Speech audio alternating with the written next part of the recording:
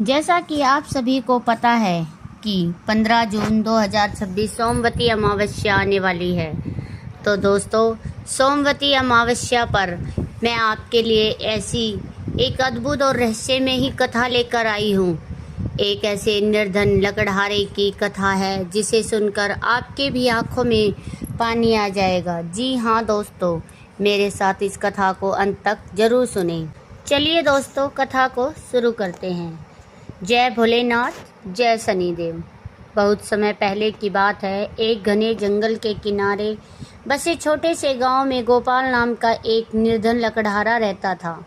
उसका जीवन अत्यंत कठिनाइयों से भरा हुआ था। प्रतिदिन सुबह सूर्य उदय से पहले वह जंगल में जाता, लकड़ियां काटता और उन्हें बाजार में बेचकर अपने परिवार का पालन पोषण करता। उसकी पत्नी सीता बहुत धर्मपरायण थी।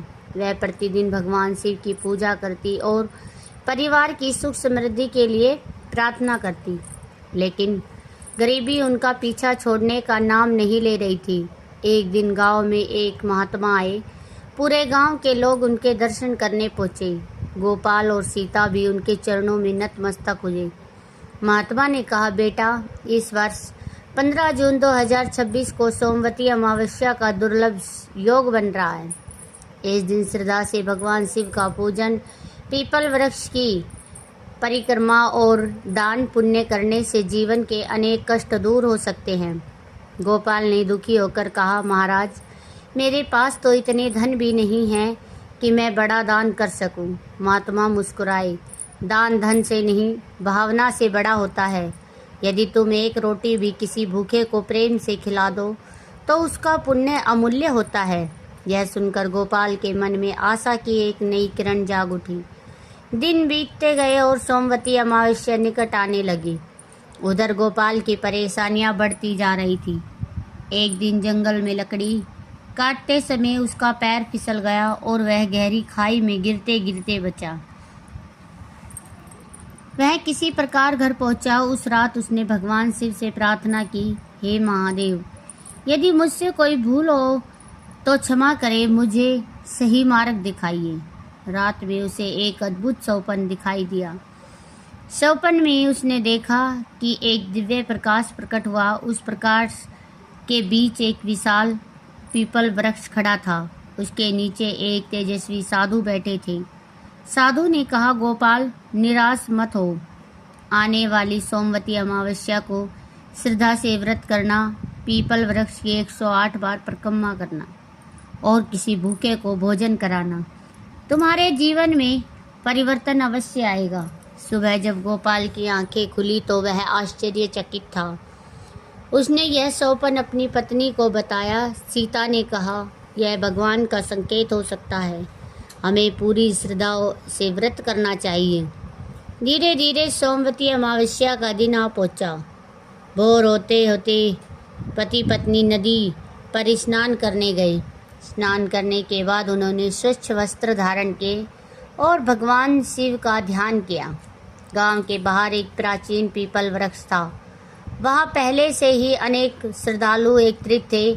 गोपाल और सीता ने पीपल वृक्ष को जल अर्पित किया, फिर श्रद्धापूर्वक परिक्रमा आरंभ की।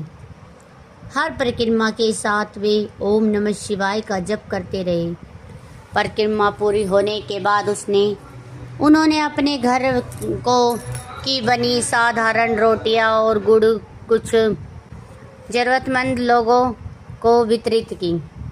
उनके पास देने के लिए अधिक कुछ न था, लेकिन उनके मन में सच्ची श्रद्धा थी। उस दिन शाम को जब गोपाल घर लौट रहा था तो रास्ते में उसे एक थैली मिली। थैली में कुछ स्वर्ण मुद्राएं थी।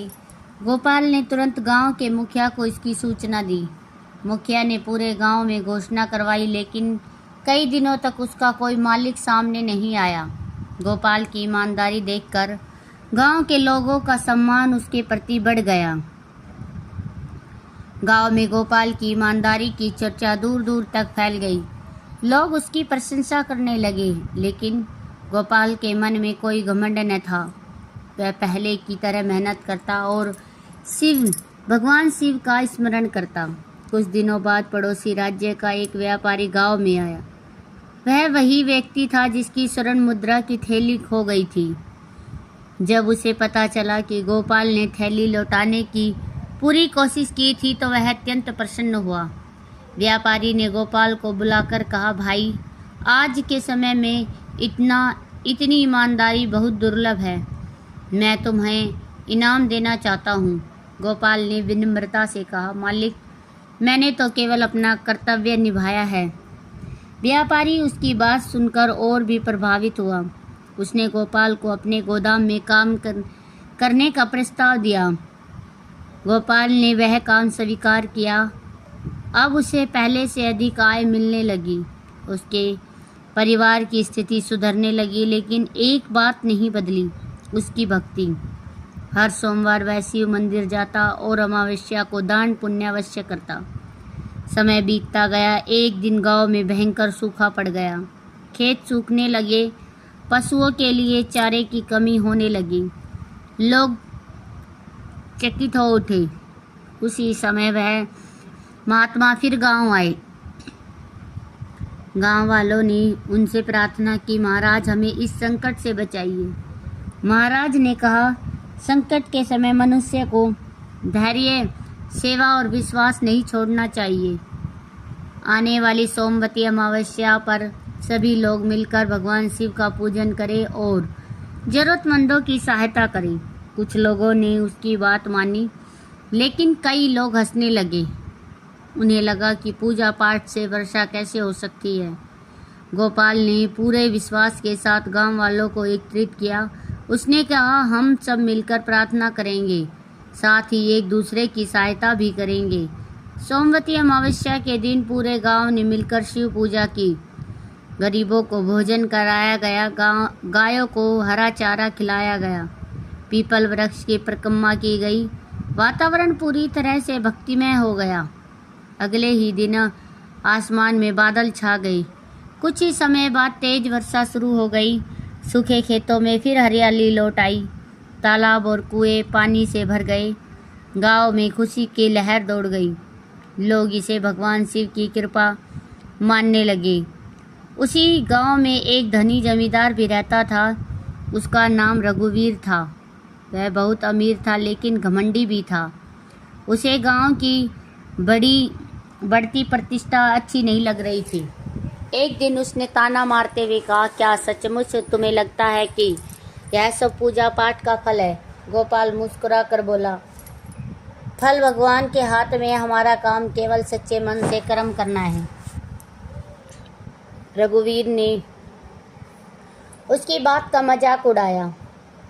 कुछ महीनों बाद रघुवीर के व्यापार में भारी नुकसान हुआ। उसके खेत बर्बाद हो गए। जिन लोगों को वह तुच्छ समझता था, वह लोग अब उससे दूर होने लगे। वह मानसिक रूप से परेशान रहने लगा। तब उसे गोपाल की बात याद आई। एक दिन वह स्वयं गोपाल के पास पहुंचा। रघुवीर ने कहा, भाई, मुझे समझ नहीं आ रहा है कि मेरे साथ ऐसा क्यों हो रहा है। गोपाल ने विनम्रता से उत्तर दिया, जब मनुष्य केवल धन पर भरोसा करता है और सेवा भाव भूल जाता है, तब जीवन में अशांति बढ़ने लगती है। रघुवीर की आंखें नम हो गई। उसने अपनी गलती के लिए क्षमा मांगी। उस दिन से उसने गरीबों की सहायता करना शुरू कर दिया।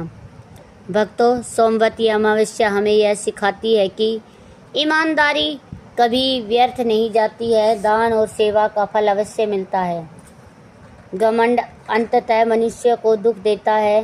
श्रद्धा और अच्छे कर्म जीवन में सकारात्मक परिवर्तन लाते हैं। भगवान का स्मरण मन को शक्ति और शांति प्रदान करता है।